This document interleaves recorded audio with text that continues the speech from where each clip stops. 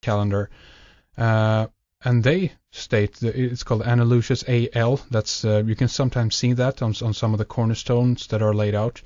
You can see Anno Lucius and then a date. But anyway, at this time, the year 2008 would become 6008 in their calendar. So they're actually within the same timeline, if we were to call it that the Christian calendar, or those who extracted dates from the Bible, say. Potentially then that could imply, that there is a connection here that says, that the birth of Christianity, or the world as it was then, possibly then 6,000 years ago, that is their symbolic birth. That's when the earth, or the new era, really began. But that's just my take on it. I don't know. What do you think? Indeed, yeah. It's because it has been allegedly recorded in considerable detail, which in some respects it has been, that was the predominant view of the world for many years and for many people. Right. Now, I'm sure if you ask the Chinese, who didn't have a Christian view, obviously they had a Confucian, they had a completely different view, a Buddhist view of their ideas of creation, it would be completely different. But purely because Christianity was the Western view, and that was the European view, subsequently the American view, and that has been the dominant civilization for the past 500 years. It is now changing. We're seeing one of these major shifts in emphasis that occurs relatively rarely, and is occurring now, and we are gradually opening up, I think, to many more and much more fascinating, much more dramatic history, because if we get the real history of the world, we're going to get a far broader picture. And I mentioned earlier about the Chinese circumnavigating the globe in 1421, which is the subject of a book by the same title. 1421, the year China discovered the world.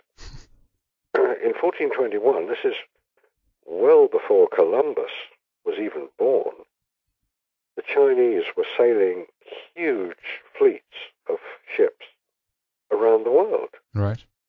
And one of the areas that they went, ironically, was north of Greenland. There we go. They sailed right round the north of Greenland and found no ice. So it was obviously quite warm around that time. Right, really? And this was in, when did you say again, 1421? 1421, yeah.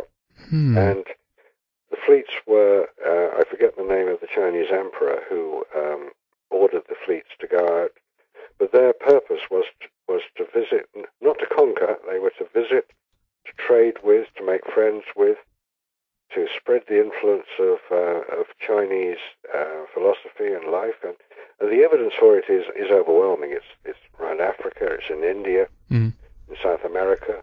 I mean, one little example, which I found particularly amusing, really, is that in South America there are certain chickens there which lay eggs with shells that are coloured blue. And in South America, they think nothing of it. That's what they've always had. They've always had blue eggs. Right. The only other place in the world that has chickens that lay blue eggs is China. Really? The implication being, of course, that the Chinese visited the west coast of America, the west coast of South America, and again, there is evidence, there is Chinese inscriptions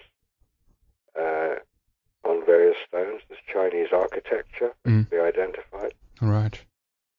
You mentioned Greenland there, Marcus, and obviously, Fredrik pointed out to me the other day about that why would you name something Greenland which is full of ice on it, right? Very simply, it suggests that things have not been that way in the past, obviously. And I think Denmark is the owners, if you will, of Greenland to this day. But I remember, again, a few articles passing through our website a while back that stated very clearly that they've been doing drills up in Greenland, going through the ice, and found many evidence of flowers, greens, and don't remember exactly which science online magazine it was, but that wrote about different kinds of animals, very lush, almost forest-like things going on up there. So what do you think? Do you think that suggests only a recent mini ice age, so to speak, that still to this day kind of sticks and still is on? So we can see the evidence of that now as ice on Greenland. What do you think? Oh, definitely. Yeah. Greenland is so cool because that's what it looked like. It was green. It was a land that could be cultivated. It could be colonized, which it was. But obviously, at a certain point in history, relatively recently, it became covered in ice, or a major part of it became covered in ice, which implies that there was a much warmer period. The Chinese fleet in 1421 sailing around the north of Greenland indicated that, again, this is relatively recent. There is evidence in the great discussion that's going on at the moment about this alleged global warming. Well, exactly. I'm very glad that you touched upon that, because immediately that popped up in my head, and I was thinking, what is it that they're actually doing now? Are they trying to prevent this? I mean, at the other side of this, of course, we have the idea that this is actually not man-caused or man-made, so because of the sun and the nature of the period that the solar system is going through, this is happening on all the planets, and consequently we will not be able to stop this, so we're going to get a warmer climate anyway. But what this suggests is, of course, that this is new areas of land potentially could open up in Greenland, and I mean, it's a huge piece of land, Greenland. This could be utilized. There's a new place for people to live. I mean, wouldn't that be nice? Interesting. Yeah. It would be ideal. In fact, I fail to see the problem with global warming. We can't control it.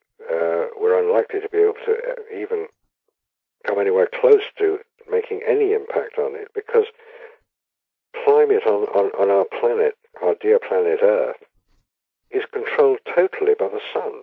Yeah. If the sun is not emitting enough energy, we will get a cooler planet than if it is emitting more energy. And there is ample evidence in the historical record, whether it's ice core drilling or whether it's deep sea evidence from ocean beds, that the planet is always either warming or cooling. It's never static. Right.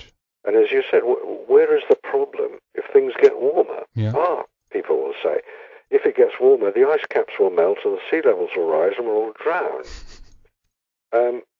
That's happened in the past many times. There is plenty of evidence that the sea levels in the past were much lower than they are today, implying that there was a considerable amount of ice. Yeah. Now, we keep seeing pictures of glaciers with bits falling off the front of them, and this is obviously evidence of global warming. No, it's not. Glaciers are always doing that. That's what glaciers do. Yeah. They gradually creep forward and melt, and bits fall off, and it becomes water. People say, no, if you get glaciers are retreating. Oh, really? How many are retreating? Who's counting, right? And how many are advancing? Right. And a lot of them are advancing. How many glaciers are there in the world? 160,000 of them. Are they all melting? Yes, that's what glaciers do. They melt. Are they advancing? Yes, some of them are. Are they retreating? Yes, some of them are. What's the big deal? Yeah, I mean, they cherry pick, so to speak, a certain amount of they cherry pick the science, and they go into the statistical records or what have you, and pick out evidence, as it were, then that this is the view, this is what we're presenting here, that what we only can see is the retraction of all the glaciers. It's ludicrous. In fact, if one is a Nexus reader, one laughs at this sort of thing because one immediately sees what's going on. Right. Now, the question to ask in all situations like this is who benefits? Yeah. Who is going to come out of this? I mean, we'll talk about global warming. There are many other areas that one can talk about for the same thing. Of course. Who benefits from global warming, or the idea of global warming, which means we've got to stop burning fossil fuels and we've got to stop the sea levels rising? Now, who benefits? And the answer is very simple. people who make nuclear power stations benefit because nuclear power stations don't burn fossil fuels, so they don't make carbon dioxide. Other people who benefit are those who promote and sell wind energy, windmills and devices. Now, the amount of energy that windmills can produce, obviously if you build enough of them and they're big enough, will produce quite a lot of energy, except when the wind's not blowing, and then you've got a problem. Because if there's no wind blowing, they're not going round, so there's no electricity being produced, and you've still got to have your power stations to produce the electricity, which everybody would get very upset about if it wasn't there. Right. Now, I could give another example. You may recall about 20 years ago, we were hearing about the hole in the ozone layer. Right. And how if we didn't stop using hairspray, we would all get skin cancer and die because the hole in the ozone layer prevents the harmful rays of the sun coming through and giving us skin cancer. But there was one problem with all this, in that the only hole in the ozone layer was over the Arctic and the Antarctic. Right. And what do those two places have in common with each other and nowhere else on the planet? That's where a 6-month day and a 6-month night. Right. If you've got a 6-month night, you ain't got any sunlight. And it was always interesting to note that whenever we were told about the hole in the ozone layer over the Antarctic, which was getting bigger, it was usually around September and October that we were told about it. And the records show that this was when the most publicity was generated about the hole in the ozone layer above the Antarctic. October happens to be the end of the Antarctic winter, from which there have been 6 months of darkness, no ozone being created, so there was a huge hole. Right. Now, ozone is created in the upper atmosphere by the action of ultraviolet sunlight on oxygen.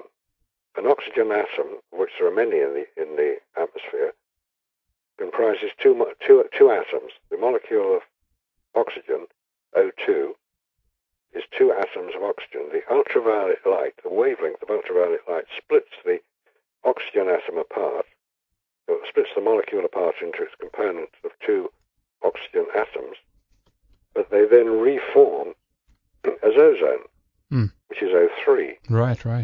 3 atoms of oxygen. Exactly. It's not particularly stable. There are many other isotopes of oxygen which are created at the same time. Right. But these will be destroyed by chlorofluorocarbon, CFCs. Now, CFCs are produced were produced from hairspray and little aerosol cans. But a much bigger source of CFCs are volcanoes. They produce them in vast quantities. Right.